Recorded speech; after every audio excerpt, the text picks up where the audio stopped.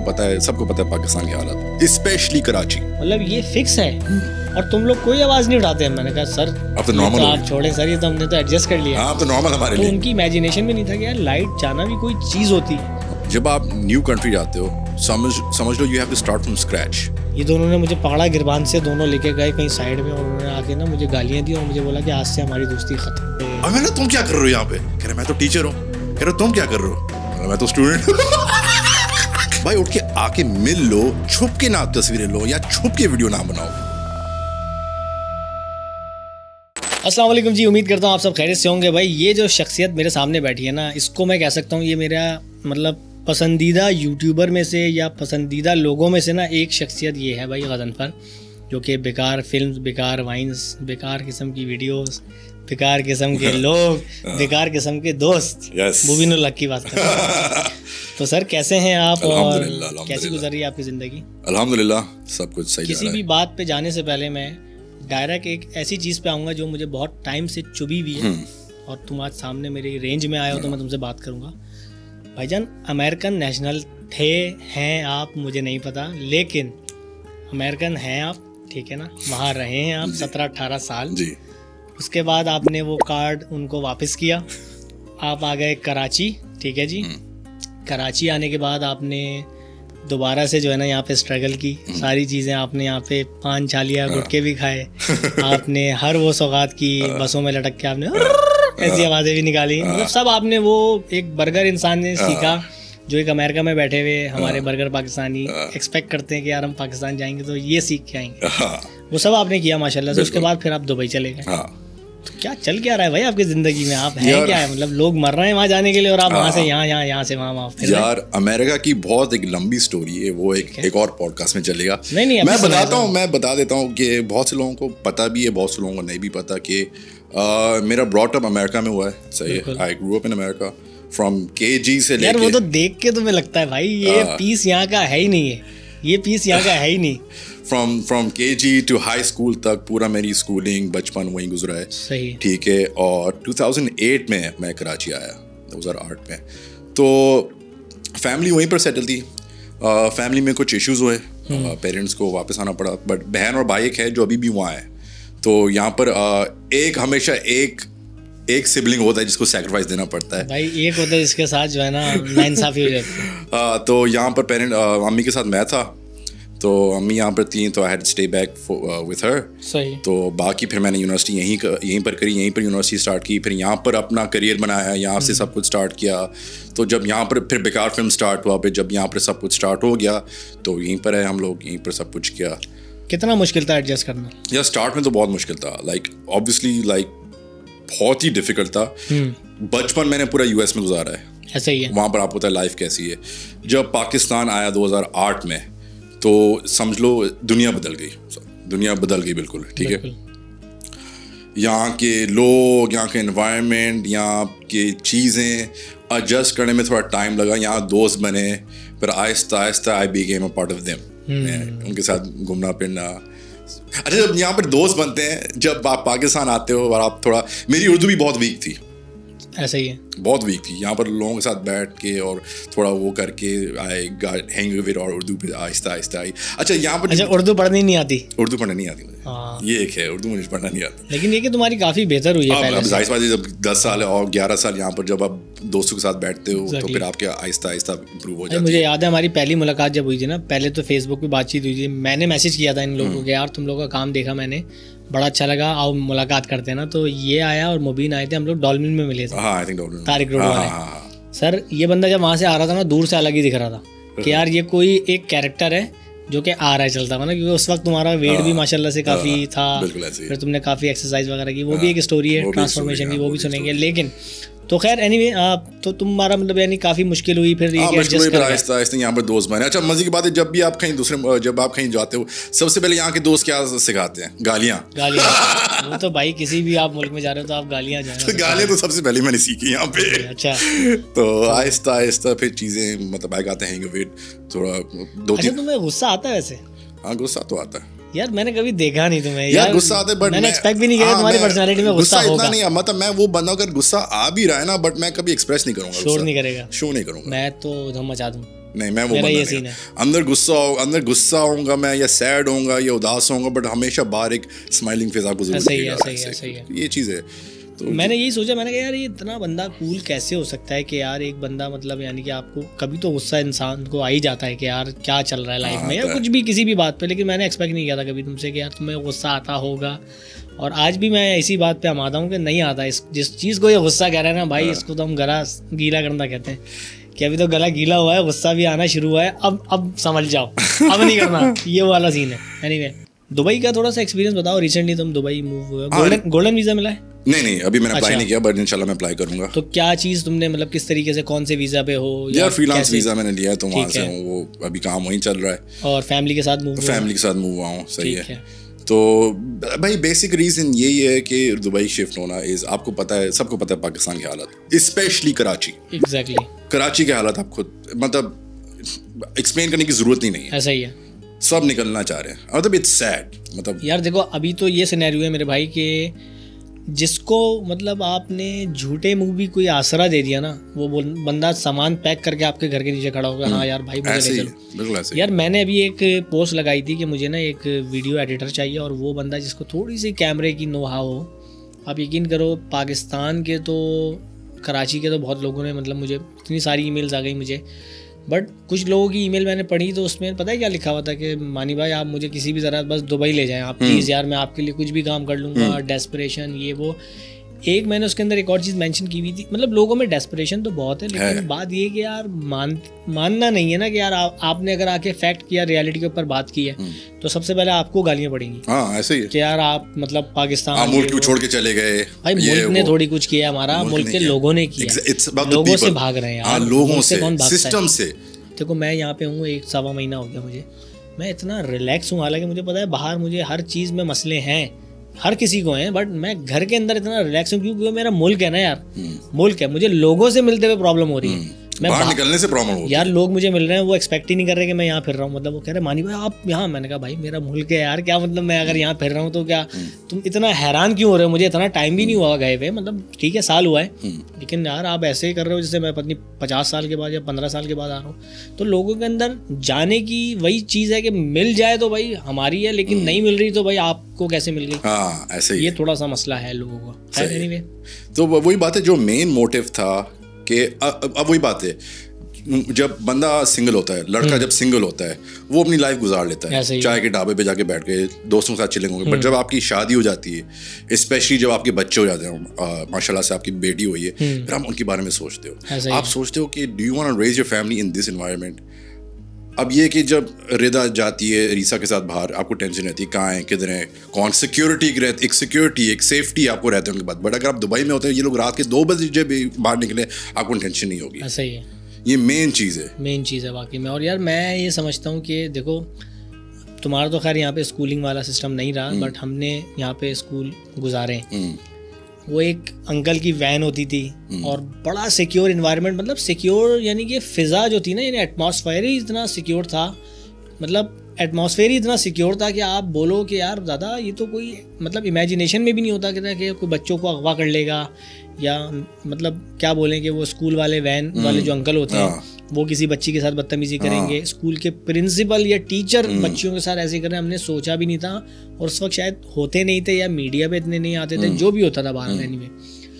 अब मैं ये सोचता हूँ कि यार एक माँ कैसे उसका दिल गवारा करता है कि मैं अपने बच्चे को 4 साल के 5 साल के किसी एक ऐसे अनजान बंदे को दे रही हूँ जो कि पता नहीं क्या करे, उसका कुछ नहीं पता, क्योंकि कराची के अंदर आपके पता ही नहीं है कि कराची का कौन है और बाहर वाला कौन है।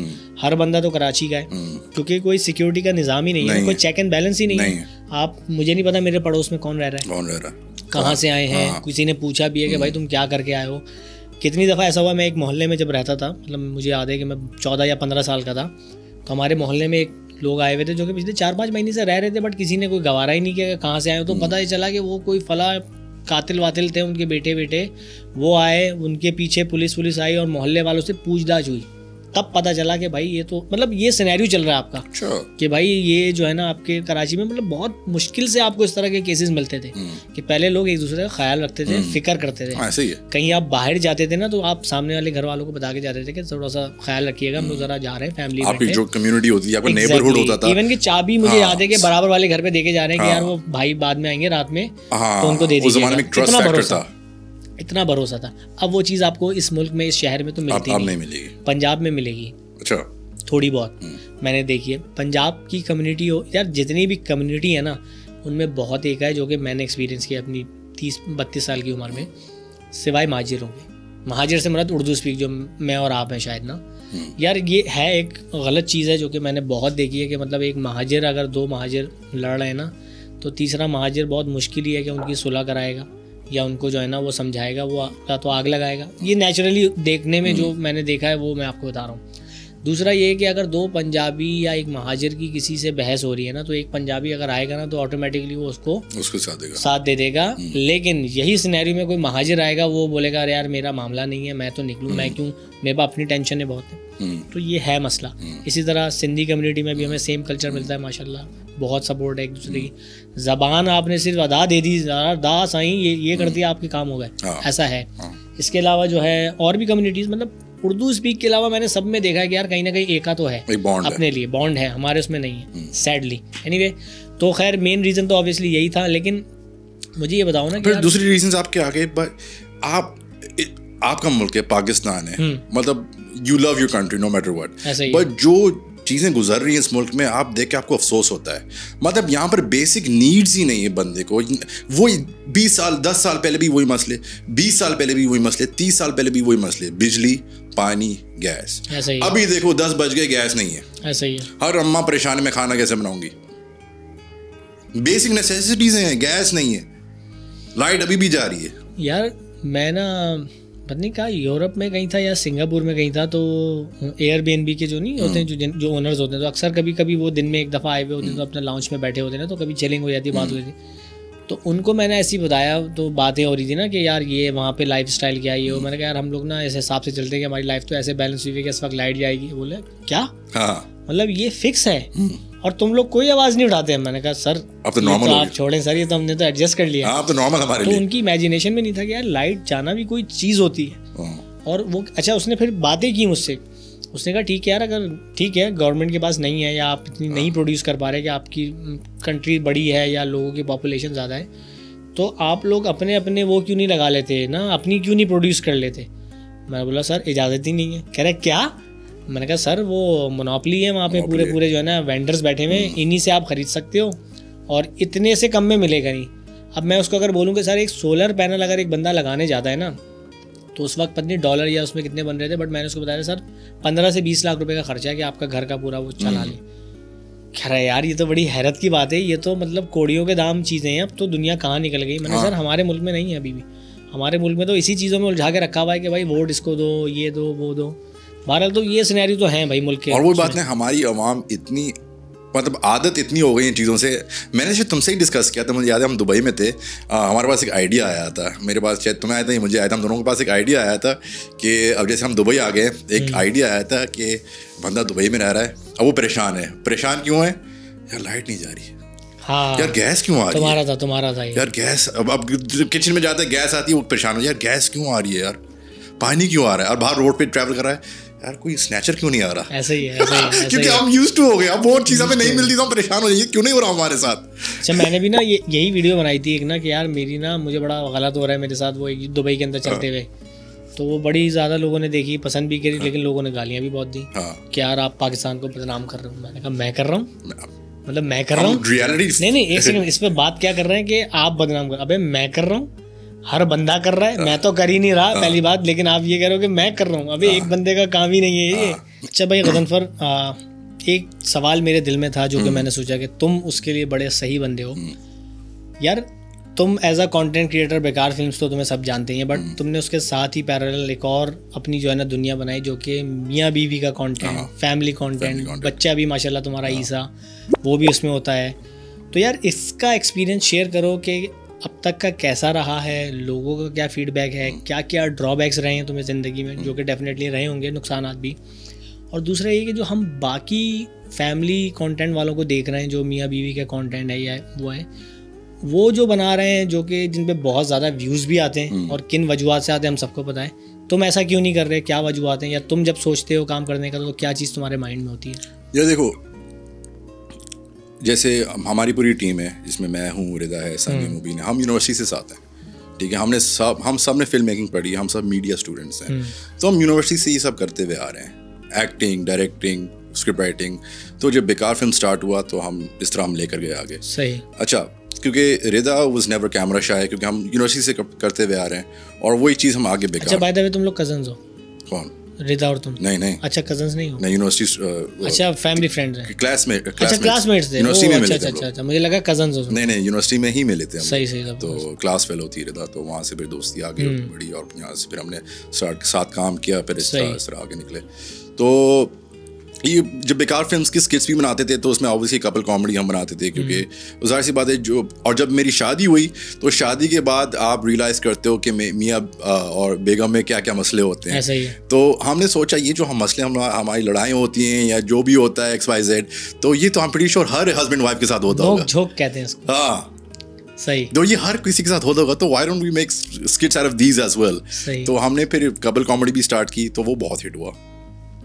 और हमने ये बहुत पहले से 2014, 15, 16 से कपल कॉमेडी हम करते हुए आ रहे हैं। अब तो बहुत सारे couple comedy, but specifically Instagram पे तुम लोग बनाते हो ना इस तरह शॉर्ट कॉमेडी सब, जैसे स्किट्स हम बनाते तो बेकार फिल्म, लंबी स्किट्स बनाते थे बेकार फिल्म पे, छोटे स्किट्स होते 30-40 सेकंड। अच्छा, इसका कोई मतलब तुम्हें ऐसा हो कि यार जैसे अब देखो तुम्हारी वाइफ है और एक इंसान जब किसी दोस्त के साथ एक्टिंग कर रहा है तो एक डिफरेंट इम्पैक्ट होता है लोगों के रिस्पांस पे, या कि लोग किस तरह से मिल रहे हैं। बाहर फैंस होते हैं ना, वो तो किसी भी तरीके से मिल रहे थे, उनको तो बहुत से लोगों को जो है ना एटिकेट्स होते हैं, बहुत से लोगों में नहीं होते। तो जब आप किसी फीमेल दोस्त के साथ काम कर रहे हो और उसको कोई आके अनकंफर्टेबल करे तो आपका रिस्पांस अलग होता है, बट वही दोस्त आपकी जब वाइफ बन जाए तो इंसान का एग्रेशन थोड़ा सा ज़्यादा हो जाता है। तो कभी कोई ऐसी चीज़ हुई हो या कोई ऐसा नुकसान जो तुम लोगों से शेयर करो, डार्क रियलिटी के ऊपर बात करें? नहीं, अल्हम्दुलिल्लाह ऐसे कभी कुछ हुआ नहीं है। सही है। हमेशा हमें रिस्पेक्ट मिली है जो भी है, क्योंकि जाहिर सी बात हम सब साथ होते हैं, जब भी जाते हैं बाहर हमेशा फैंस के, ये बड़ी अच्छी बात है हमारी वहाँ में, अगर देखे कि हम लोग साथ हैं कि रिस्पेक्ट ज़रूर करते हैं। सही, रिस्पेक्ट तो जरूर करते हैं। सही है। 2-3 दफा हुआ होगा कि एकदम आगे और तो हमें बोला भाई देखो पिक्चर ले लो, बस सही है, ऐसे ही। अच्छा, मेरा तो ये सीन है कि मेरी वाइफ तो आती नहीं है सामने ना, वो तो अपना उनका हिसाब है। मैं था एक दफ़ा, मुझे याद है पोर्ट ग्रैंड गए थे हम लोग काफ़ी अरसे के बाद ना, हमारी पुरानी नॉस्टैल्जिक फीलिंग्स थी, तो मैंने कहा चलो आज चलते हैं, देखते हैं कि अब कैसा हो गया ना। तो अब मुझे नहीं पता वहाँ पे इतना मतलब अजीबोगरीब किस्म के क्राउड जो है ना, अजीबोगरीब यार इसलिए कह रहा हूँ, एक तो अपने लोग हैं, बट लोगों में यार आपको पता है ना यार बेसिक एटिकेट्स ही नहीं होते कि यार फैमिली के साथ जब बंदा है तो आपने कैसे मिलना है।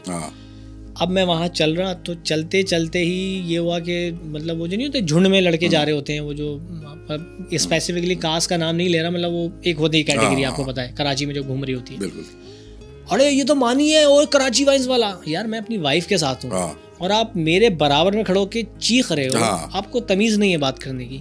यही है, आप मुझे तरीके से आके मिल लो यार, मैंने आपसे, मैं इज्जत से मिलता हूँ ना यार सबसे, कोई भी मिलता है वो मतलब इस बात पे आके एग्री करेगा कि यार मैं जब भी मिलता हूँ आप मुझसे अच्छे से मिलोगे, मैं अखलाक मेरे अंदर आपसे ज़्यादा होंगे, ये मेरी गारंटी है। एनीवे, तो 1-2 सीन इस तरह के हुए, मैं बड़ा हुआ। फिर एक सीन जिसके ऊपर मुझे मतलब कहते हैं ना यार दिमाग घूम गया आपका, मैं अपनी वाइफ के साथ बैठा था, हम लोग फाइनली बड़ी मुश्किल से खाना वाना, मतलब मुझे मास्क लेके लगाना पड़ा वहाँ पे ना किसी से कि यार ये लोग बहुत तंग कर रहे हैं। मैं खैर बैठा, खाना खाया, उसके बाद हम लोग ऐसी बेंच पे बैठ के ना, अभी फाइनली ऐसा मोमेंट था कि यार चलो रिलैक्स होके बैठे और इन्जॉय कर रहे हैं। तो एक बंदा आता है, ठीक है ना, बहुत अच्छा तमीज़ से सब कुछ था, उसने बोला मानी भाई आपके साथ एक तस्वीर ले लूँ?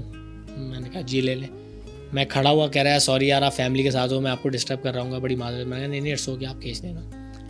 अब मेरी आदत ये है कि जैसे वाइफ यहाँ बैठी हुई है, अब मैं खड़ा हुआ तो मैं खुद ही इधर आ गया कि यहाँ से खींच ले ताकि ऑब्वियसली वाइफ ना आए, फैमिली ना आए। यार उस बदतमीज़ इंसान को इतनी तमीज़ नहीं है, उसने आगे से पता है मुझे क्या बोला, मतलब मेरे साथ खड़ा हुआ ना इधर आके, तो मुझे उनको कहते हैं आप भी आ जाए ना। मैंने उसको पीछे किया, मैंने आप हटें, कैमरा नीचे रखें। मैंने कहा आपको तमीज़ नहीं है, आप होते कौन हो मेरी वाइफ से पहली बार इंटरेक्ट करने के लिए और आप उनको बोलने के लिए कि आप पिक्चर में आओ, क्यों आएंगी वो? ये क्या तरीका है? मतलब ना, अरे यार मानी भाई आप तो नाराज़ हो गए। मैंने कहा यार क्या बदतमीज़ी है, मतलब वो नहीं चिपकने वाली कि यार अरे आप तो, मैंने कहा हाथ हटाओ। मैं तो घूम गया। अच्छा मेरी वाइफ ऑब्वियसली उसको पता है मेरे गुस्से का ना, तो वो लड़कियां ऐसे घबराती हैं कि यार कोई लड़ाई ना हो जाए, जो कि हो भी सकती है, लेकिन चलो उनका अपना एक होता है। अब वो मुझे कह रही है अरे छोड़ें आप छोड़ें ये करके ना। खैर वहाँ पे 1-2 लोग और भी थे, मैंने कहा आप जाएँ यहाँ से ना। अब वो एक फैमिली थी अल्हम्दुलिल्लाह अच्छी थी। वो अंकल आए उठ के, बेटा आप क्या हुआ, परेशान हो रहे हैं, कोई तंग कर रहा है आपको? मैंने कहा नहीं अंकल बेफिक्र है, मैं खुद देख लूँगा, लेकिन बात ये कि देखें ये हुआ है। तो उन्होंने बोला देखें बेटा ये होता है, हम भी अपनी फैमिली के साथ आए हुए हैं, अब यहाँ पे लड़के आ रहे हैं, हमें ये नहीं पता कि यार ये पोर्ट ग्रैंड की मैनेजमेंट इनको छोड़ती कैसे, इनको आने कैसे दे रही है कि यार ये अकेले लड़के मतलब आके फैमिलीज को डिस्टर्ब कर रहे हैं, तो ये मतलब निज़ाम कोई है ही नहीं। अच्छा एग्जैक्टली, मुझे भी सबसे बुरा लगता है, बहुत बुरा लगता है। कुछ लोगों में जाहिर सी बात है एटिकेट्स नहीं काफ़ी लोगों में। आप फैमिली के साथ बाहर बैठे हुए हो, अब आपकी सिक्स सेंस चल रही होती है आस पास कौन है। सबसे ज़्यादा मेरी ये इस बात पे हटती है कि वो वीडियो बनाना शुरू हो गए, पिक्चर्स कोने में ले रहे हैं। आपको समझ में आ कि आपकी पिक्चर्स ले रहे हैं, ऐसे ही है भाई। उठ के आके मिल लो, छुप के ना तस्वीरें लो या छुप के वीडियो ना बनाओ। सबसे ज़्यादा मेरी बस बात पे हटती है। अच्छा मेरे साथ ना एक वाक़या हुआ था, ये शादी से काफ़ी पहले की बात है, मतलब आई गेस यूनिवर्सिटी लाइफ की बात होगी। तो एक दोस्त थी मेरी, उसके साथ मैं ये सिंधी मुस्लिम पे ग्लोरिया जीन्स है ना, मैं वहाँ बैठा हुआ, तो हम लोग कॉफ़ी वगैरह पी रहे। अब बात ये थी कि ना मैं कभी कभार ना ऐसा था कि मैं पेजेस के जो इनबॉक्स होते हैं वो मैं देखता ही नहीं था, वो लड़के देख रहे होते थे जो भी मैनेज कर रहा है। तो इत्तफाक ऐसे मैं अपने पर्सनल चैनल जो मेरा फ़ैन चैनल था ना उस पर मैं गया, तो मेरे इनबॉक्स पे कुछ था तो मैंने ऐसे ही देख लिया। तो तकरीबन कुछ 16-17 मिनट पहले ना एक इनबॉक्स मेरे पास आया हुआ था, कोई भाई साहब थे, बच्चे थे वो, उनका आया हुआ और एक पिक्चर का ना वो थंबनेल बना हुआ था आई ना। तो मैंने जब ओपन किया तो वो मेरी पिक्चर पीछे से ली गई है जो कि ग्लोरिया जीन्स में ही है, और मैं वहीं बैठा हुआ हूँ अभी, और वो जो मेरे साथ मेरी दोस्त थी वो उस पिक्चर के अंदर है, ठीक है ना, और मैं पीछे से आया हूँ ना। और उस पर पता है क्या लिखा हुआ नीचे ना रिप्लाई, सी मानी भाई I am just behind you, और वो इमोटिकॉन बना हुआ ना ये वाली हंसी वाला। अच्छा मैंने देखी ना, मेरा तो दिमाग घूम गया, मैंने पीछे मुड़ के देखा तो ना लड़के, अच्छा वो मतलब वो अच्छा बच्चा था वो, मतलब यानी कि कॉलेज वाले नहीं, यूनिफॉर्म वाले जो फिर रहे होते हैं वहाँ पे, जो टुल्ला मार के आते हैं या क्या करते हैं, वो वाले बच्चे थे। तो 3 लड़के बैठे हुए वहाँ पे टेबल पे, जो कि कॉफ़ी पी रहे थे आई गेस, क्या थे वो जो भी था। और वो ना बैठ के ना मुझे यूँ करके ना यूँ कर रहे हैं, अरे भाई बिग फैन वो वाला है ना हमारा, बिग फैन ये। मैंने बोला भाईजान ये क्या तरीका है ये। मैंने बुलाया, मैंने कहा इधर आओ। तो मैंने कहा क्या बदतमीजी की आपने ये। मैंने कहा आपको किसने इजाज़त दी। मैंने कहा ये तो मेरा अपने पर्सनल कैपेसिटी में बैठा हूँ मैं, आप ये क्या हरकत कर रहे हो ना।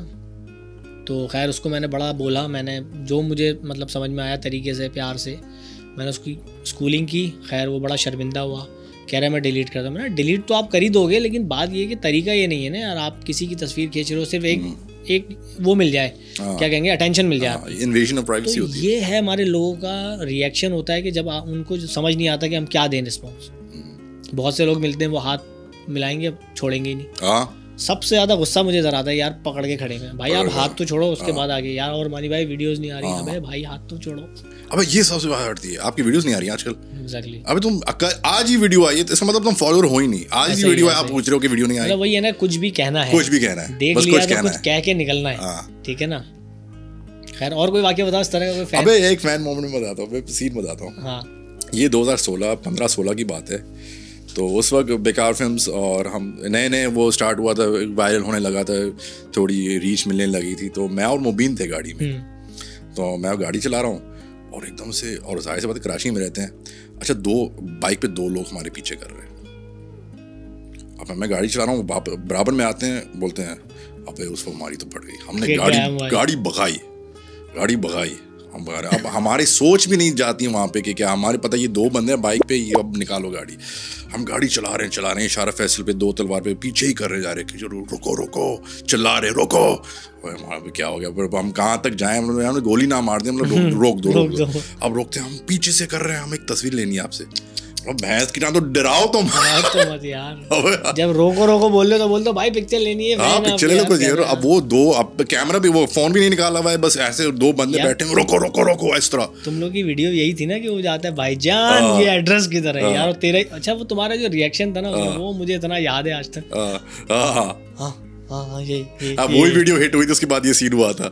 एक वो और एक वो जो तुम्हारी लाल गाड़ी, वो जो आगे पीछे कौन सा था कंटेंट, जो बाइक वाले लगा के चले आते हैं, अनोइंग थिंग्स बाइकर्स। अरे भाई वो तो इतनी वायरल हो गई थी उस वक्त, शेयर्स का दौर था। और यूट्यूब का सीन ही नहीं था, फेसबुक पे सब कुछ था। अब उस जमाने में ना यूट्यूब था, ना इंस्टाग्राम में रील्स था, ना टिकटॉक था। उस वक्त हम थे, फेसबुक था। और भाई मुबीन और काशान आए थे ना मेरे पास, आई डोंट नो वो एपिसोड अभी लग रहा है या कब लग रहा है, एनीवे। तो उसमें मेरी एक डिस्कशन हुई उनसे कि यार पहले ना एक सिंपल सी टर्म थी कि यार हमने वीडियो बनाई है और वीडियो लगा दी।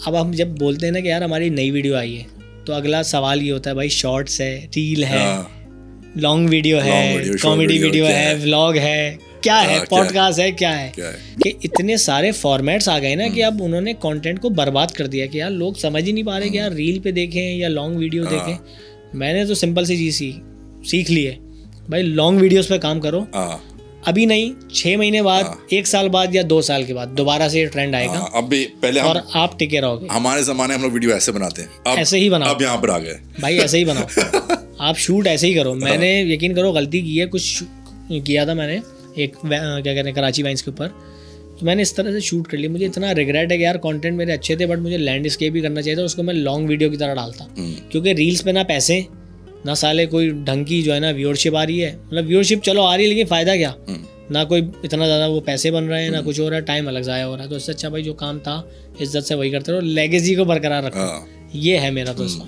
नहीं, बात बिल्कुल सही है। अच्छा गजनफर भाई, ये बताओ कि दुबई आप जैसे मूव हो गए हो और फैमिली के साथ हुए, अब वहीं से आप कंटेंट भी बना रहे हो, क्या लगता है आपको कि एक पाकिस्तानी कंटेंट क्रिएटर जो 8-10 साल से काम कर रहा है, एक लेवल पे पहुंचा है और उसका एक तरीक़ेकार है काम करने का, वो जब दुबई जाता है तो क्या उसको वही दुनिया मिल जाती है ईज़िली जो उसको अपने शहर अपने मुल्क में मिलती है? लाइक ब्रांड्स हों या उसके जो कॉन्टैक्ट्स हैं, या जिस तरीके से उसको काम मिल रहा है मार्केट में, वो वैसे ही मिल सकता है या नहीं है ऐसा, या स्ट्रगल बहुत करनी पड़ेगी? हाँ, अब मैं बताता हूँ।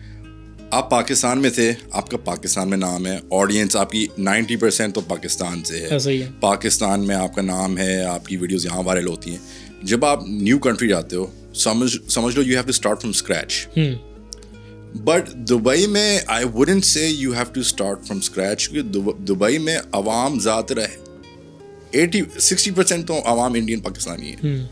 ठीक है, आप जाओगे वहाँ पे, first 6 months may be 1 year आपको थोड़ा स्ट्रगल करना पड़ेगा, ऐसे as a new market capture करना पड़ेगा। अब वहाँ की चीज़ें, वहाँ के मसले हैं, वहाँ के कॉमेडी स्किट्स, वहाँ के हिसाब से आपको वहाँ की वीडियोस बनानी पड़ेंगी। अब जैसे यहाँ पर आप बनाते थे, अम्मी दही लेके बेच गया तो उसके ऊपर एक फनी वीडियो बना दी, मोबाइल स्नैचिंग के ऊपर एक वीडियो बना दी, लाइट चली गई उसके ऊपर एक वीडियो बना दी। अब वहाँ पर तो ये मसले नहीं है, वहाँ के अपने कस्टम्स हैं, वहाँ पर अपने हिसाब से आपको लेके जाना पड़ेगा, कल्चर है जो, तो वहाँ के हिसाब से अगर आप वीडियोस बनाओ, वहाँ की आप मार्केट कैप्चर करो, तो उसमें एटलीस्ट 6 to 8 months लगेंगे थोड़ा वहाँ पर मार्केट में जेल इन होना।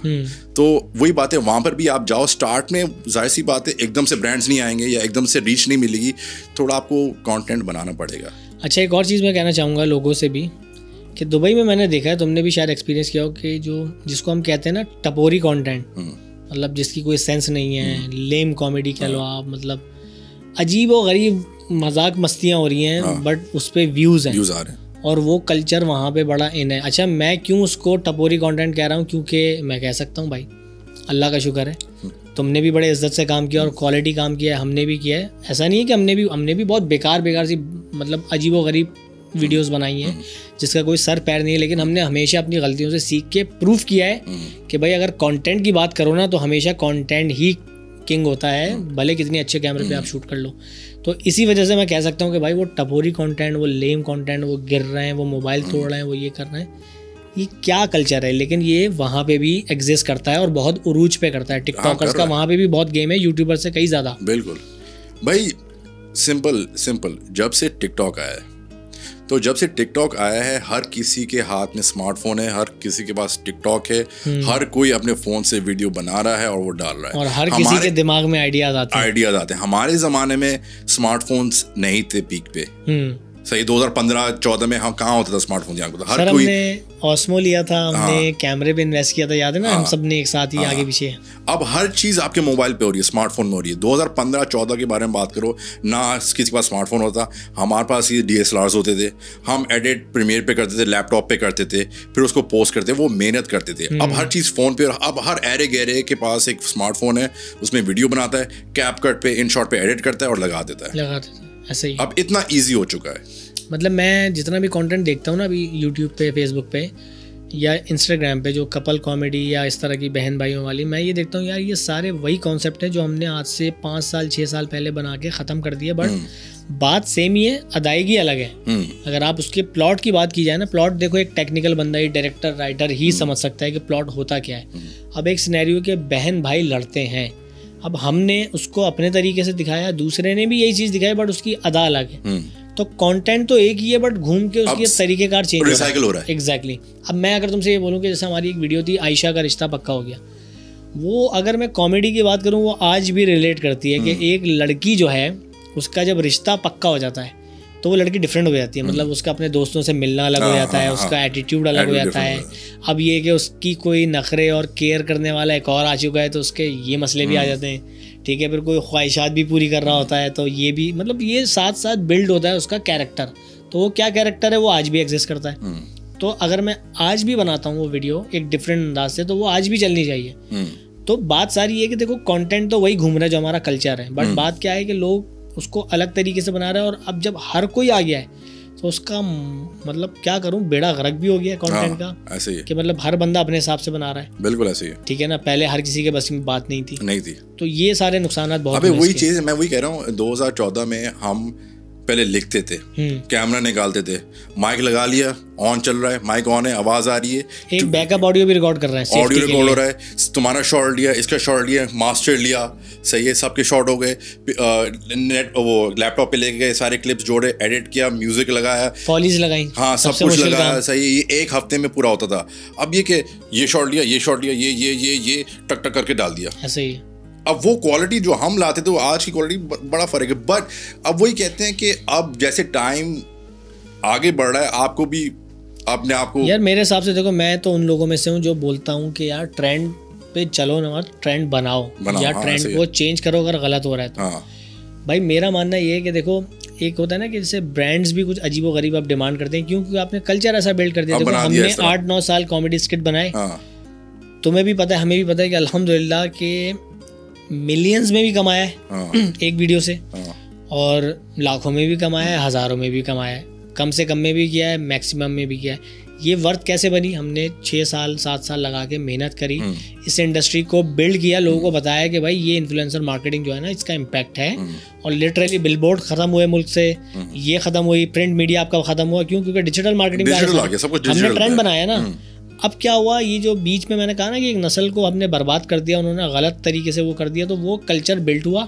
अब ब्रांड्स भी ये डिमांड कर रहे होते हैं कि भाई आप यही करके दे दो। अब मेरे पास एक रिसेंटली ब्रांड आया, नाम नहीं लूँगा, उन्होंने मुझे बोला भाई कल ये है और आप इसमें आ जाओ और ये आके आप बना लो ना।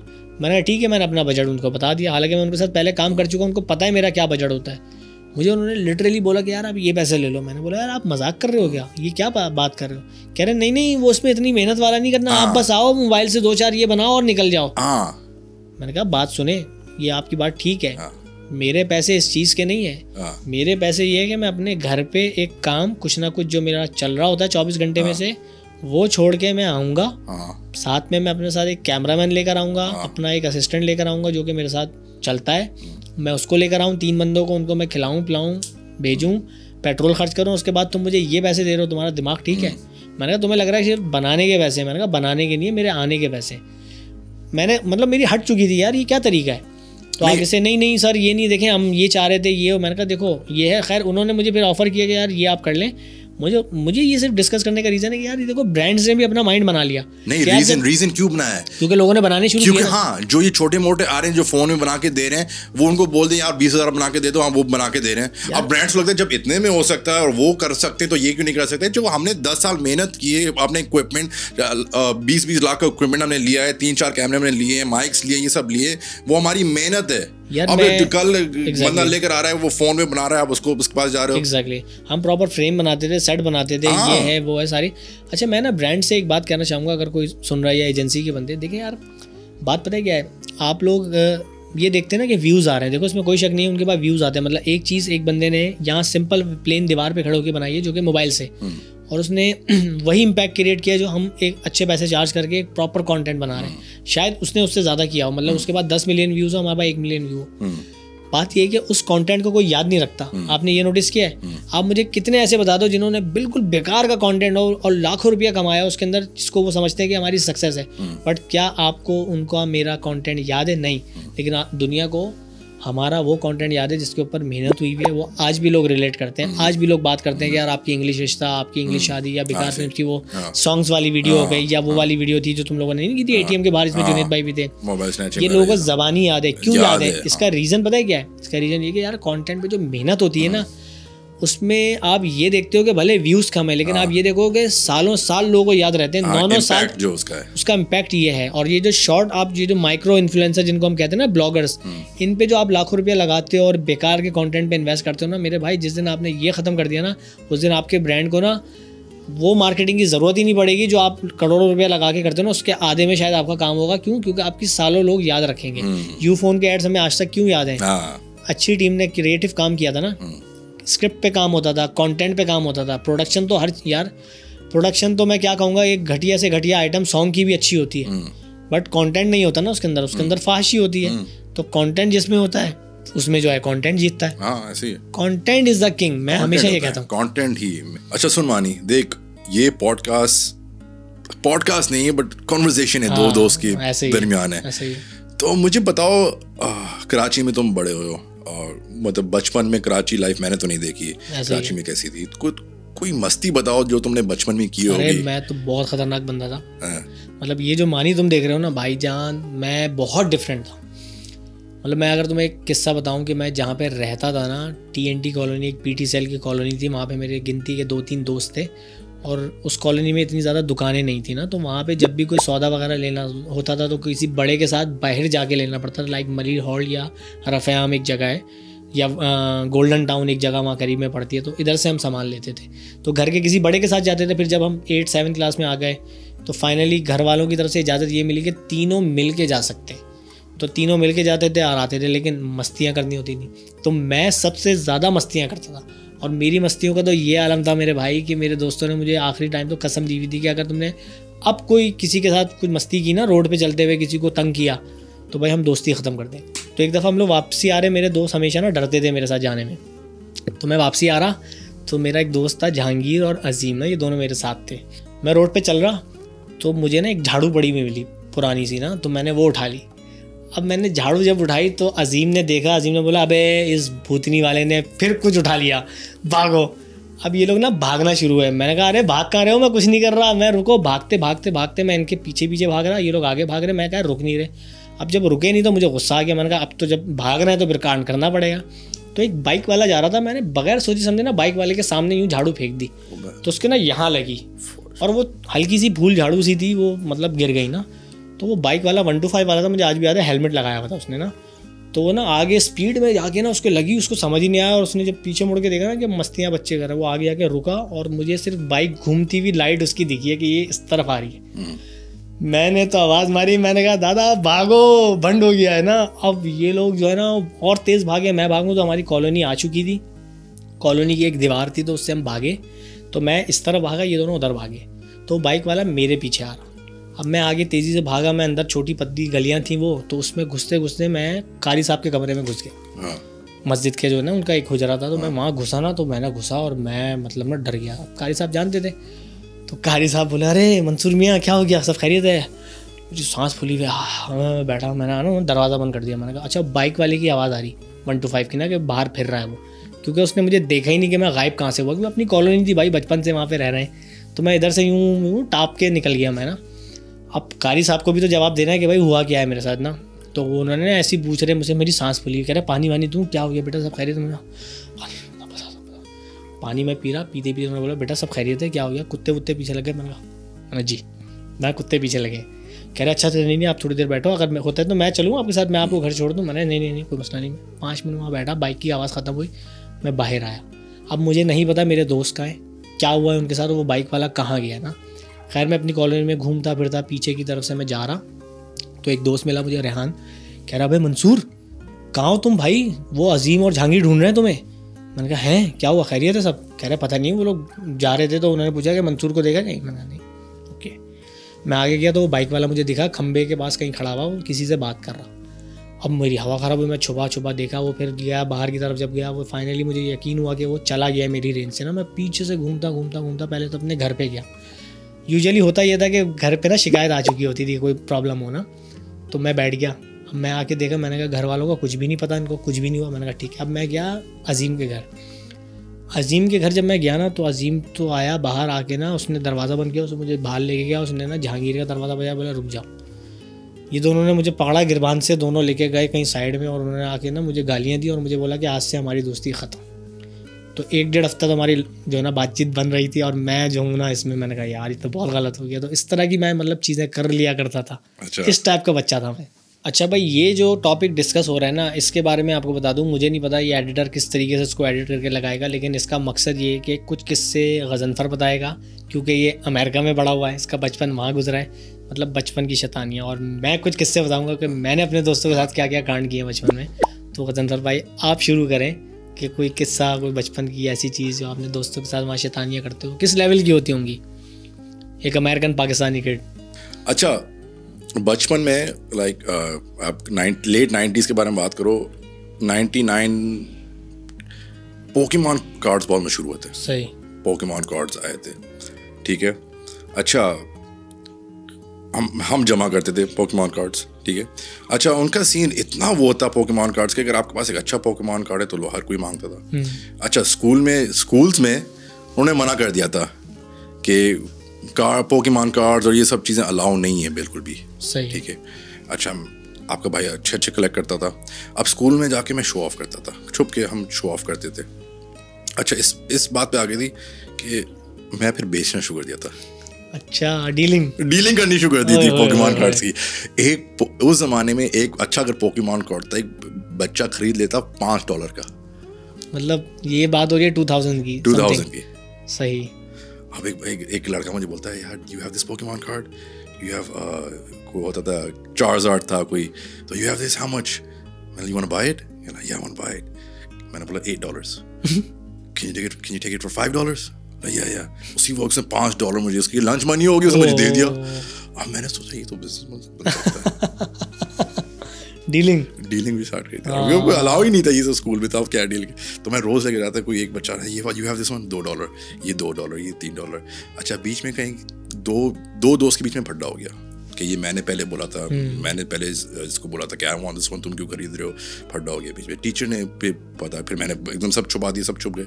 टीचर बोल रहा है व्हाई यू गाइस फाइटिंग, कह रहा है कि रिवील क्या है कि पोकेमॉन कार्ड्स हैं। उस वक्त टीचर की हट गई, this is not allowed in the school, who told you to bring this cards. उस वक्त फिर वो ले गए हमें प्रिंसिपल के ऑफिस, और मेरी फट गई, घर पे बता देंगे। और फिर घर पे फ़ोन किया, फिर घर पे फ़ोन किया, अम्मा से बात हुई, फिर घर गया। फिर उस वक्त अब्बू बहुत शिक थे, कह रहे ये तुम चीज़ें स्कूल में कर रहे हो, ये चीज़ें बेच रहे हो, ये सिखा कौन रही है? हाँ, ये क्यों बेच रहे हो, ये क्या कर रहे हो तुम, ये स्कूल करने ये जाते हो, बेचने जाते हो ये चीज़ें। और स्कूल से उन्होंने सस्पेंड भी कर दिया 2 दिन कि ये बच्चा इस तरह इन्फॉर्म किया घर पे कि आपका बच्चा ये चीज़ें कर रहा है, ये सेलिंग कर रहा है पोकेमॉन कार्ड्स, ये क्या सीरियस। तो घर में बहुत डांट पीटी अब्बू से कि ये क्या चल रहा है, क्यों बेच रहे हो, ये क्यों इस तरह, ये चीज़ें बहुत हमने की है। मैं बिजनेस अपॉर्चुनिटी थी। अच्छा, एक बात बताओ, जैसे कितने पैसे टोटल कमाए थे, याद है कुछ? कितने डॉलर बना लिए थे? यार आई वुड से ये 10 साल की उम्र में $22 तो कमा लिए पोकेमॉन कार्ड्स में। मतलब बहुत होते हैं उस टाइम के हिसाब से, और एक बच्चे के हिसाब से। अच्छा यार, एक और चीज़ मैंने देखी, तुम्हारी बात से मुझे याद आई, बचपन में अगर आपको कहीं से भी आपने कुछ भी करके कोई पैसे आ गए आपके पास, वो पैसे आपके पास बचेंगे ही नहीं। क्यों? क्योंकि घर वालों को पता चल गया तो वो एक तो पहली बार सवाल होंगे, आए कहाँ से, क्या हुआ। जैसे मैंने बचपन में किया था, अल्लाह माफ़ करे, तौबा, स्कूल के अंदर ना बुक फेयर लगता था, तो हमें तो सिर्फ ये होता था कि तस्वीरें देख के बुक उठानी है कि यार ये तस्वीर अच्छी लग रही है, इसमें ये कार्टून है, ये कहानी देखेंगे। ये पैसे होते नहीं थे। घर वालों से अगर हम बोलें भी तो हमें समझ लगता था कि यार नहीं यार, इतने पैसे खर्च करेंगे खामा में, छोड़ो यार, फ़ायदा नहीं है। तो क्योंकि 5 रुपये की बुक आती थी, 2 रुपये की, 10 रुपये की कोई बड़ी बुक है ना, इस तरह के पैसे होते थे। तो हम क्या करते थे, हम बच्चे तो थे शैतान, तो हम घुसे, झुंड बनाया, यूं करके ना एक ऐसे जेब में डाली, एक यूं करी, और जो है ना निकल गए। उसके बाद ना, अच्छा उस सीन ये होता था, जिसने ख़रीदी है ना बुक फेयर से, तो बाहर निकलते हुए एक सिग्नेचर चाहिए होता था उसमें ना, कि आपने पैसे देते हुए वो सिग्नेचर करके दे रहे हैं ना। तो खैर वो आए, तो हमने ना वो सिग्नेचर तो किया नहीं, लेकिन ये कि हमने ना उनको बोला अंकल ये सिग्नेचर इस पर नहीं हुआ, आप ये करें। सिग्नेचर होके बाहर निकले, 15 मिनट के बाद हम वापस आए छुट्टी के अंदर, मतलब ब्रेक टाइम में हमने जो रेसेस होती है उसमें हमने जो है ना ये कार्रवाई की, और वापसी में हमने उनके पास गए, अंकल हमें समझ नहीं आ रहा, हमारे पैसे वापस करो। तो कोई 10 रुपये थी, कोई 5 रुपये थी ना, तो ऐसे करते करते 20-25 रुपये जमा हो गए। उस वक्त 20-25 रुपये बहुत होते थे। 1 रुपया हमें चीज़ का मिलता था, और ईदी हमें मैक्सिमम किसी ने 10 रुपये दे दी तो भाई वो मामू 1 साल के लिए फेवरेट है, ये वाला सीन है। अब ये पैसे आ तो गए, अब हम भाई ये खरीद रहे हैं, तो इंटेलिजेंस CIA उस वक्त ऐसी चल रही होती थी स्कूल में कि टीचर ने बोला, एक दिन पकड़ लिया कि भाई ये बच्चा जो है 4 रोल ऑर्डर कर रहा है, कोल्ड ड्रिंक कर रहा है, उसको इतने माँ बाप पैसे दे क्यों रहे हैं? उन्होंने घर पे फ़ोन मिलाया, उन्होंने बोला हम तो देते नहीं, हम तो 2 रुपये से ज़्यादा देते नहीं इसको, ठीक है ना, क्योंकि 2 रुपये में से इसको अपनी वो चीज़ खानी होती है, बाकी तो हम लंच देते हैं, पैसे तो उसके पास होते ही नहीं है। तो ये कहाँ से आए ना? अबे भाई मैं तो फंस गया, फिर मैंने बताया यही होगा, तो इतनी डांट पड़ी, खैर सबक भी मिला, लेकिन बात ये इस टाइप के कांड हमने किए हैं। जब मैं नया यहाँ पर आया था ना, तो यहाँ पर जब मैंने यूनिवर्सिटी स्टार्ट की थी, सही है, यूनिवर्सिटी का पहला दिन था, सही है, मैं बिल्कुल नया था, मतलब नया अमेरिका से आया था, सही है, ठीक है। और जब यूनिवर्सिटी स्टार्ट होती है ना, तो आपको पता है पहले दिन क्या होता है, सीनियर्स आके रैगिंग करते हैं। तो मैं क्लास में जाके चुपचाप अपना बैठ गया था, पहला दिन था, क्लास में बैठा हुआ, बाकी फ्रेशीज बैठे हुए, हम सब बैठे हुए। तो उस वक्त टीचर नहीं आया हुआ था, तो कुछ सीनियर्स आ गए क्लास में, अब उनका मूड था हम बच्चों की रैगिंग करेंगे, नए बच्चे हैं। तो अब वो रैगिंग क्या थी कि एक स्टूडेंट को बुला रहे हैं, पोडियम पे जाके खड़े हो, अपना इंट्रोडक्शन दो, पूरा इंग्लिश में करो इंट्रोडक्शन। अब एक लड़का आ रहा है, hello my name is Kamran, I am doing BSc and I, सब उसके देख के हंस रहे हैं। अच्छा मेरी बारी आई ना, आओ जाओ इंग्लिश में दो, मैंने फुल इंग्लिश में, अब उनको देखे वो देख रहे हैं, क्या था थोड़ा सा याद है, कुछ ज़रा स्टाइल, वही स्टाइल भाई, बर्गर चेक करे, burger. Yo, what's up guys? My name is Jazzy. I just joined this university and I'm doing BS in computer science. I love this university and I love you guys. You're great seniors. I look up to you guys. अब मुझे देखे उनको बहुत घंटा समझ में आ रहा है मैं क्या बोल रहा हूँ, ये हमारी रैगिंग कर रहा है तो। अच्छा ठीक है, चलो ओके हम जाते हैं। अबे वो चुप, एकदम चुप। सर देखा आपने, ये होता है कि बड़े से बड़ा बदमाश हो, लेकिन जब आपके कल्चर के अंदर ये चीज़ हो ना कि इंग्लिश बोलने वाला आपसे ऊपर है, तो हर बंदे की हवा ख़राब हो जाती है। हालांकि दुनिया के मैं कहता हूँ सबसे बड़े दहशतगर्द अगर कोई है ना, वो साले रैगिंग वाले होते हैं। अच्छा अब फिर उसके बाद वो जो सीनियर्स है ना, वो उन्होंने मुझे दोस्ती कर ली, अरे हमारे साथ आके बैठो, ऐसा ही हमारे साथ आके बैठो। मतलब सर ये रैगिंग गैंग जो होता है ये बड़ा खतरनाक होता है। आपको पता है उस वक्त इंसान का ये लेवल होता है कि भाई आज तो खून खराब हो जाए, लेकिन मैंने इसकी नहीं सुननी, इतनी ईगो पहुंची भी होती है। मुझे अपने आप से यही डर था कि यार मेरी रैगिंग जो है, यार मेरी अल्लाह माफ़ करे बहुत बुरी रैगिंग हुई थी हमदर्द यूनिवर्सिटी में, मुझे आज भी याद है। लेकिन खैर ज़िंदगी है भाई, क्या करें। लेकिन यार मैं बड़ा ना उससे, मतलब उस वक्त तो मैं बहुत ही बच्चा, ना एक्सपोजर था, ना कभी ट्रैवल किया हुआ था, तो मैं ना बड़ा डिप्रेशन में चला गया था कि यार इन लोगों ने, मतलब यार ऐसा लगा कि इज़्ज़त लूट ली आपकी यार वाकई में। और उसके बाद ये कि जब समझ में आया कि यार ये तो एक कल्चर है और ये तो बड़ा चिल सीन है, तो इसको इतना दिल पे नहीं लेना होता। लेकिन लोग हो जाती हैं, लड़ाइयाँ अक्सर हो जाती हैं। लेकिन हाँ, मैं जब बहरिया में शिफ्ट हुआ था, बहरिया यूनिवर्सिटी में, तो तब मैंने, जब मुझे इतना पता था कि यार यहाँ पे कोई मुझे नहीं कर सकता, क्योंकि इतना तो मेरे अंदर आ चुका था कॉन्फिडेंस कि बेटा अब कोई आएगा ना तो उसको जवाब देना आता है। और बल्कि मैंने तो ये भी सुना है कि हमारी क्लास में कैरेक्टर आया था, उसने तो बोला था भाई तुम टेंशन मत लो, किसी ने भी अगर कुछ किया ना तो दादा इतनी 1 to 5 खड़ी होंगी आके यहाँ पे बहरिया के बाहर, आपकी सोच है। जा बेटा अपना काम कर यार, क्या बदतमीजी है ये 1 to 5। तुम्हें शायद आइडिया ना हो 1 to 5 का मतलब ये होता है, 1 to 5 होती है लॉन्डो के पास, और एक 1 to 5 पे 3 बंदे, ट्रिपल सवारी लॉन्च ही 1 to 5 की वजह से हुई थी। तो मतलब इतनी 1 to 5 आएंगी, मीन्स इतने लौंडे आएंगे ना मेरे लिए लड़ने के लिए कि तुम बर्दाश्त नहीं कर पाओगे। तो ये इस तरह के ना भरम हम कराची वाले एक दूसरे को कराया करते थे। खैर एनीवे, अच्छा मैं जब आया था ना यहाँ पे, तो मेरे पेरेंट्स और मेरी फैमिली कहता कि तुम कंप्यूटर साइंस में जाओ, अच्छी फील्ड है। तो जब मैंने पहले एडमिशन लिया था, मैं कंप्यूटर साइंस में लिया था भाई। इस पहला सेमेस्टर गुजरा, सेकंड सेमेस्टर गुजरा, 1 साल मैंने कंप्यूटर साइंस किया, मेरा GPA था 1.6। मैंने घर आके डिस्कशन किया अपने पेरेंट्स से कि साइंस और ये कोडिंग और ये मुझसे नहीं हो पाएगा।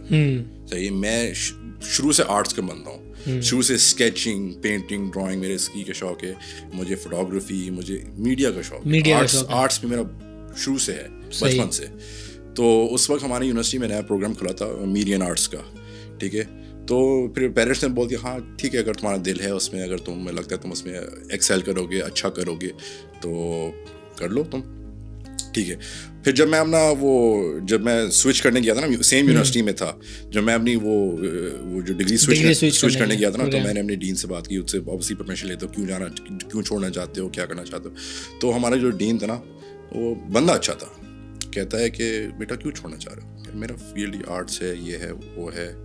तो उसने उन्होंने बोला ठीक है आप अच्छे बंदे हो, हमारा एक और प्रोग्राम है वो थोड़ा इजी है टेलीकम्युनिकेशंस का, आप उसमें आ जाओ, कि वो डीन के अंदर ही था, आप उसमें जाओ, उसमें जाओ, उसमें आप एक्सेल करोगे। मैंने कहा नहीं, मुझे पता है मैं नहीं कर पाऊंगा, telecommunications, coding, computer science, C++, C#, ये सब नहीं हो पाएगा मुझसे, मैं हूँ ही नहीं। ऑब्जेक्ट ओरिएंटेड प्रोग्रामिंग, अबे वो ऑब्जेक्ट ओरिएंटेड प्रोग्राम मेरा कोर्स था जिसमें मैं फेल हुआ था उसमें। अच्छा, उस कोर्स में मैं फेल हुआ था, इसकी वजह से मैंने बोला मैं फेल होता रहूंगा।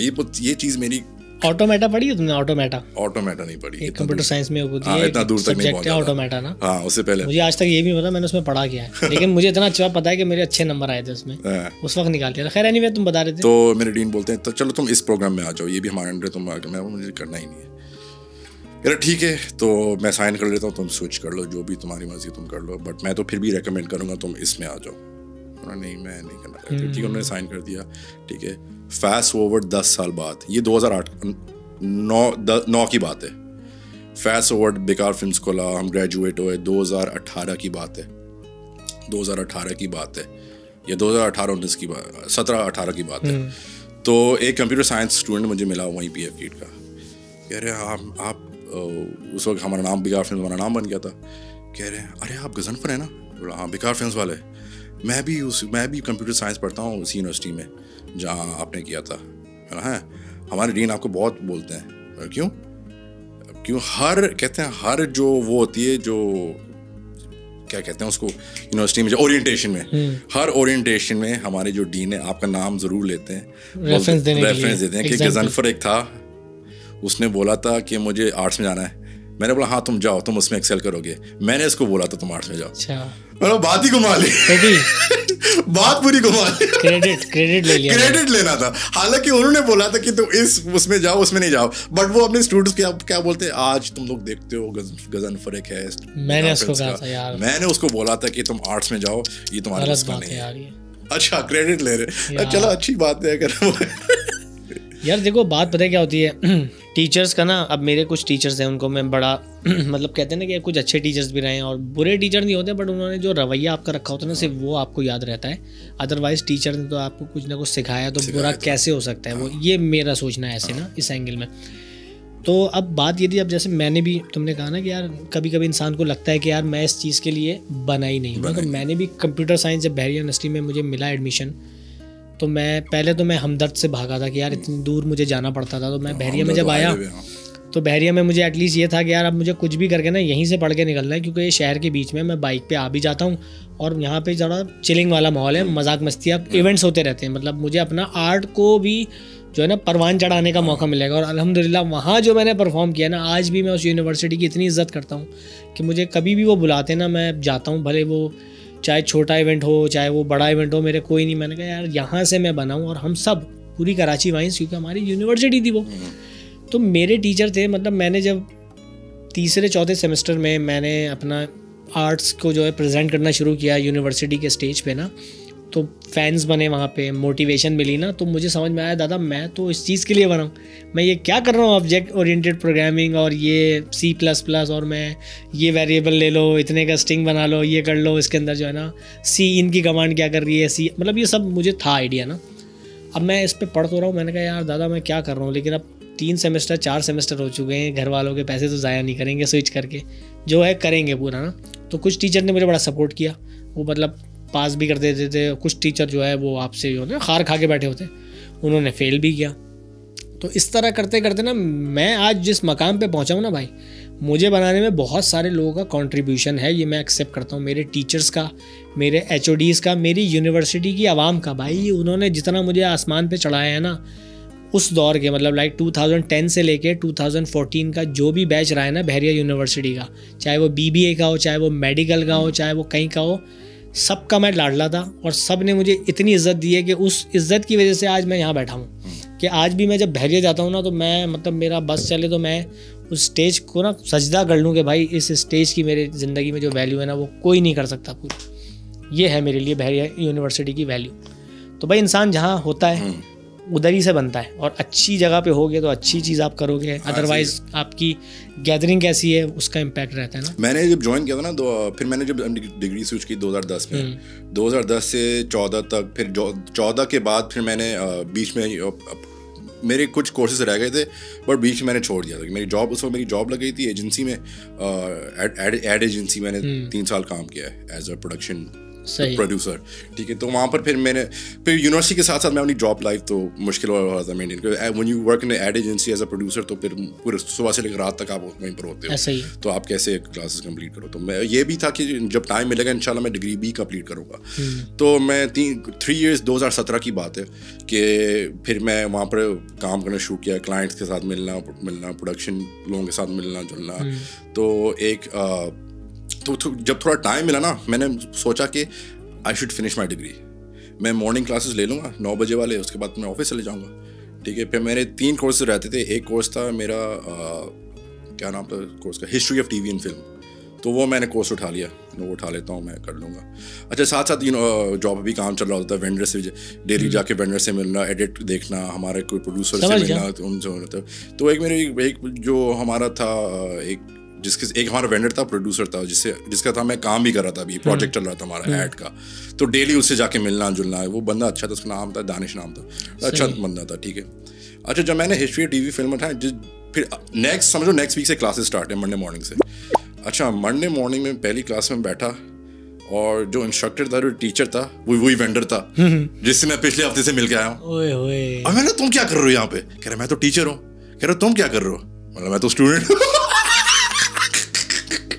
कह रहा यार मैं तुम्हें क्या पढ़ाऊंगा यार, आप तो साथ ही काम कर रहे हैं, अब तुम्हें मैं बैठ के बोला यार बस खत्म करना था मुझे डिग्री, तो इसलिए मुझे 2-3 कोर्स रह गए थे, वो कंप्लीट करना। कह रहा चलो कर लेंगे, ये निकाल लेंगे। तो वो बड़ा मजे का एक्सपीरियंस रहा वो भी।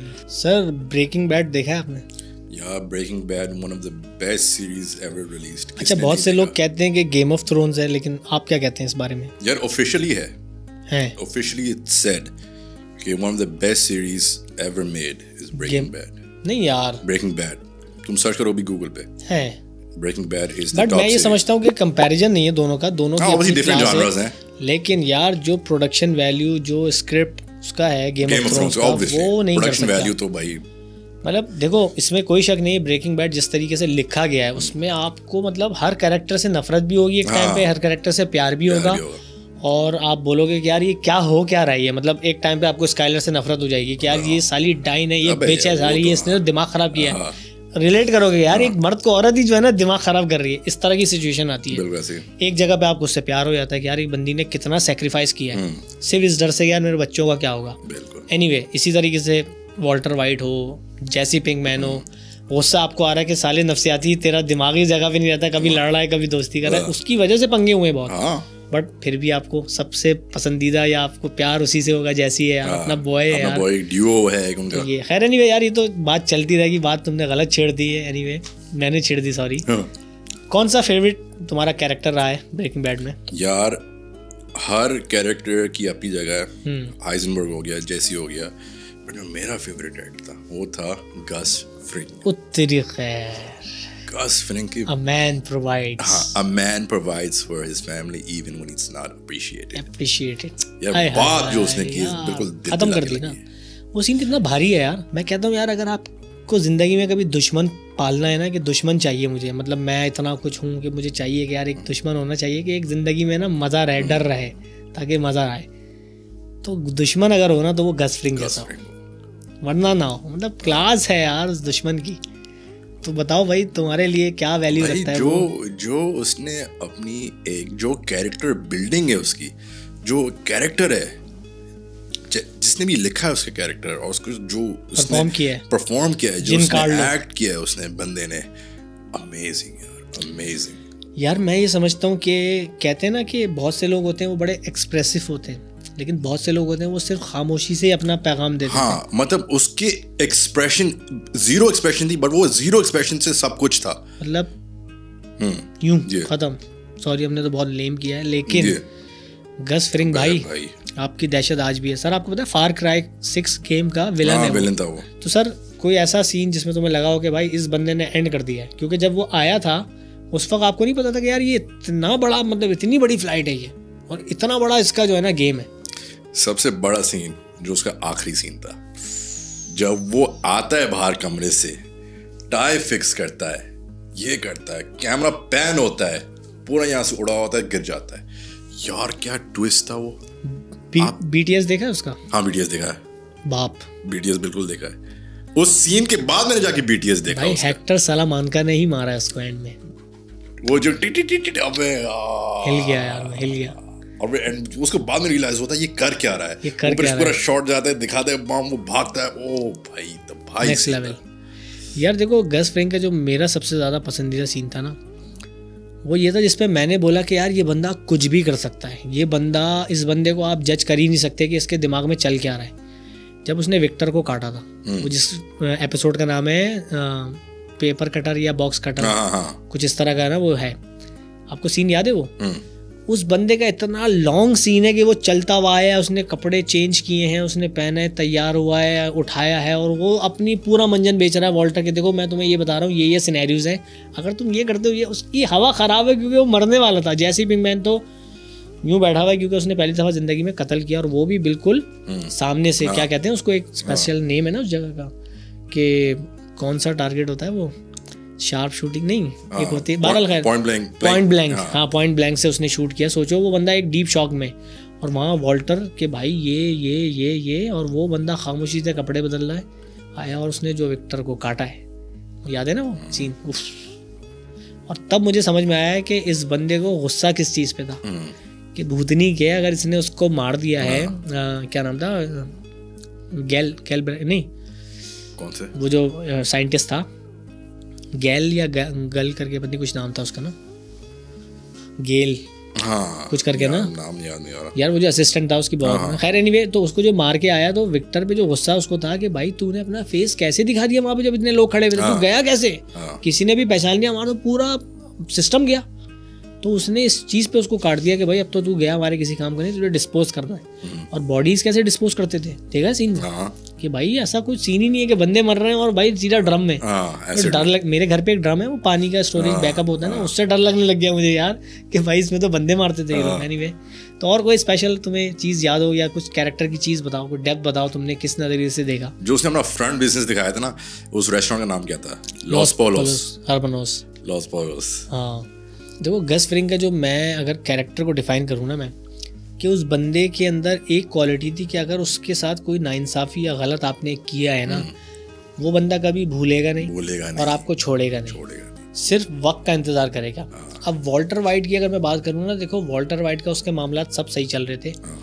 उसको सबसे पहली जो गस फ्रिंग को बुरी लगी चीज़, जिसपे उसने कहा ना कि भाई ये तुम जिस बंदे पे भरोसा कर रहे हो ये ड्रग एडिक्ट है, उस पर तुम जो है ना, मतलब उसने कहा था कि भाई जिस बंदे पे तुम भरोसा कर रहे हो ये मतलब ड्रग एडिक्ट है और इस पर तुम कभी भी भरोसा नहीं कर सकते ना। तो उसने बोला सर मैं कर सकता हूँ, क्योंकि उसको पता था कि डर था वॉल्टर वाइट को कि यार जैसे पिंकमैन को सब पता है मेरा, इसको मैं जाने नहीं दूंगा। वो कहते हैं ना कि अपने एनिमी को अपने करीब रखो, दूर रखोगे तो खतरनाक है।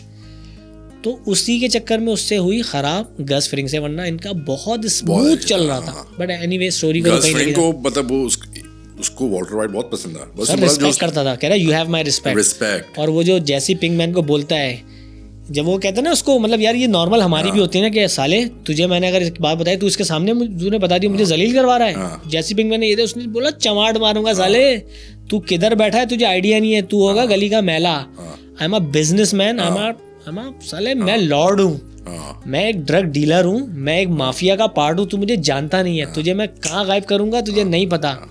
You have only one friend in this room and he is your friend, जिसकी वजह से तुम यहाँ बैठ के बात कर रहे हो, वरना हम तो बात भी नहीं करते।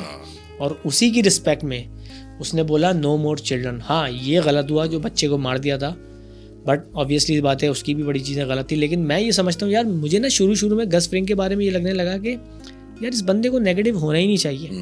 इस बंदे की क्लास ऐसी है कि ये बंदा सिर्फ अपने नॉर्मल अच्छाई के साथ भी ये बिजनेस करेगा ना, इसको कोई तंग नहीं कर सकता, क्योंकि इसका सिस्टम इतना स्ट्रांग है, बहुत स्ट्रांग है। और इसका राइट हैंड तो देखो कौन है, माइक।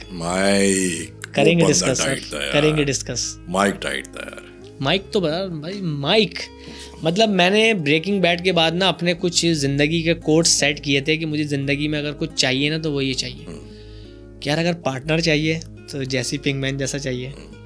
या पर वो मेरी कुछ एपिसोड्स में जैसी पिंकमैन से मेरी हटने लग गई। ऐसे ही ये बंदा क्या चीज़ है, बावला आदमी यार। तो मैंने अपना एक सेट किया हुआ गोल कि यार अगर मुझे ज़िंदगी में कुछ चाहिए ना तो वो इस तरह की चीज़ें, इस सीरीज़ को देखने के बाद, कि अगर मुझे कोई पार्टनर चाहिए बिजनेस में तो वो जैसी पिंकमैन जैसा हो।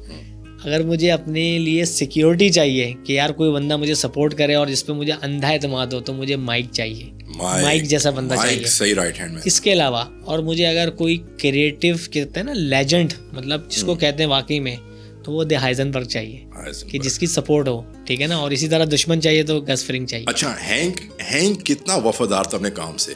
पता जब चला कि उसका ब्रदर इन लॉ ये काम कर रहा है, वो बोला मैं इसको अंदर करूंगा। यार वो तो मत ही डिस्कस करो यार, हैंक को तो अभी डिस्कस करो ही ना। मैं तो समझता हूँ कि यार आज हमने गस फ्रिंग पे रहते हैं, क्योंकि यार हैंक जो है ना, मतलब वही वाली बात है ना, किसी भी कैरेक्टर को आप छेड़ोगे ना वो कहीं और तारे ले जाएगा। तो उसके लिए हम एक और सेशन कर सकते हैं, बट ये कि प्रॉपर्ली। अबे जैसी में सबसे ज्यादा हटी जब उसकी वो गर्लफ्रेंड एक बन गई थी, उस पे पागल हो गया था। वो सीन मुझे भी याद है, जब वो आता है हाइज में, उसे घर आता है, जैसी ओपन डोर, वो टोन पड़ा हुआ है अपनी बंदी के साथ, वही सामने उसको देखता है, वो उसकी बंदी मरते हुए देखता है वो। लेकिन उससे पहले का सीन आपको याद हो ना, अगर कि जब वो आता है तो पैसे देने आता है ना, वो डिमांड करती है कि तुम पैसे दो वरना हम तुम्हारी बेगम को बता देंगे। वो कहता है यार ये क्या मैलापन कर रहा है, मतलब एक औरत को मेरे आगे कर रहा है। तो वो सामना करने आता है, तो उसको ना जब बैग दे रहा होता है तो लड़की सामने आती है, पीछे छुपा हुआ होता है क्योंकि नजरें तो मिलानी होता है, भंड तो करना है, जैसे पिंगमैन है वो। तो भंडारी ने क्या किया, भंडारी खड़ा हुआ है, कुछ नहीं बोल रहा, तो वो कहता है अच्छा ये औकात रह गई तुम्हारी कि अब ये हो गया कि मतलब इसका ना, वो कहती है निकलो यहाँ से। इस चीज़ पे उसकी हटी होती है, इस वजह से वो उसको मरने देता है उसी रात को। उसकी हट जाती तो ये देख उसकी हटती तो है, लेकिन फिर भी मोहब्बत में आता है कि नहीं यार बेचारा किस हाल में हो, क्या वो देखता है हेरोइन का नशा कर रहा है। हाँ, उस बंदी के साथ वो सामने मरी, वो अपने वॉमिट पे शायद चोक करके वो मर जाती, वो देख रहा है वो मर रही हो। बड़ा बैड सीन था। जेन, हाँ जेन। एनीवे, तो और कोई चीज़ तुम्हें गस फ्रिंग की तुम्हें याद हो? अच्छा, तुम्हें वो सीन याद है जो गस फ्रिंग हॉस्पिटल आता है जैसी पिंकमैन से मिलने, जब वो बच्चे को जहर दिया? हाँ, जैसी पिंकमैन से मिलने आता है, तो जब वो वापस गाड़ी में जाता है तो वो गाड़ी में नहीं बैठता, जब उसने वॉल्टर ने बम लगाया। हाँ याद है मुझे, भाई बहुत मजे का सीन है वो। तो तुम्हारा क्या उसका है, इन डेप्थ बताओ क्या है उसके बारे में। यार पहली चीज़ तो ये देखो, वो ना कहीं स्टोरी लाइन के अंदर बिल्ड हुआ हुआ है सीन, कि उस सीन के पीछे की स्टोरी क्या है, क्या वजह है, उसको गस फ्रिंग को कैसे पता लगता है कि भाई गाड़ी में कुछ खतरा है, जो कि वो गाड़ी में नहीं बैठता, या अगर नहीं भी पता तो वो क्यों नहीं बैठा। विंस गिलिगन ने जो डायरेक्शन उसकी जो मुझे पसंद है ना, वो यही है कि वो ऐसी चीज़ करेगा आउट ऑफ नोवेयर कि आपको पता ही नहीं लगेगा कि यार ये भी कर सकता है ये। जैसे कि बेटर कॉल सॉल में एक सीन है कि एक कोर्ट का सीन है, तो उसके अंदर ना एक वकील है अमेरिका में, वो एक अपने क्लाइंट से बात कर रहा है, वो कह रहा है आपको मैंने कहा तो था कि आप ये चीज़ें लेकर आए, आप लाइन क्यों नहीं। ये छोटा सा सीन है, उसने पता है क्या किया, उसने इंडियन ऑडियंस टैप कर दी। जिस बंदे ने सुना होगा उसने बोला होगा यार हिंदी में या उर्दू में एक डायलॉग आया है यार बेटर कॉल सॉल में। इसी तरह उसके अंदर आप देखो क्या कहते हैं ब्रेकिंग बैड में, उसने ये चीज़ छोड़ी है कि जो लैब का सीन है ना, कि सेकंड डे जब वॉल्टर वाइट सुपर लैब में आता है, तो जो उसका असिस्टेंट होता है उसने नुसरत फतेह अली की कवाली लगाई हुई है, आज रंग है वो छोटा सा पार्ट है, लाइक 3 सेकंड का 5 सेकंड का, बट आप ये देखो इम्पैक्ट छोड़ दिया उसने। मैं फ़ैन हो गया उसका कि यार मेरे मुल्क की उसने इतनी ज़बरदस्त चीज़ उसने दिखा दी, इतनी बड़ी सीरीज़ में जो कि पूरी दुनिया में टॉप सीरीज़ है।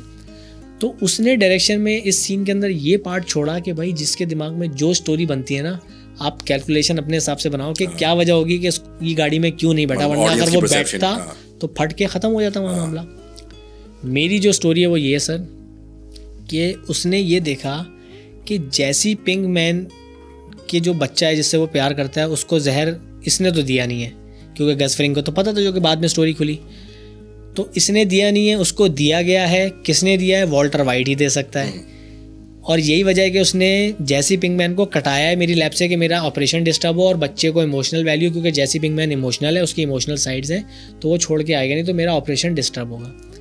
तो जैसी पिंकमैन ने डिमांड की कि भाई जब तक गस यहाँ पे नहीं आएगा हॉस्पिटल में मुझसे बोलने के लिए, तब तक मैं काम पे नहीं जाऊँगा। उसने शोर मचा दिया था, तो गस को आना पड़ता। तो गस ने ये देखा कि जब मैं आया हूँ और उसको पता लगा है कि इसने बताया ना कि उसको पॉइजन दिया गया है, तो गस फ्रिंग को तब पता चलता है कि ये वॉल्टर वाइट ने किया होगा, क्योंकि अभी तक जब तक वो आया था तब तक तो उसको पता ही नहीं था कि सीन है क्या ना, ये आ क्यों नहीं रहा।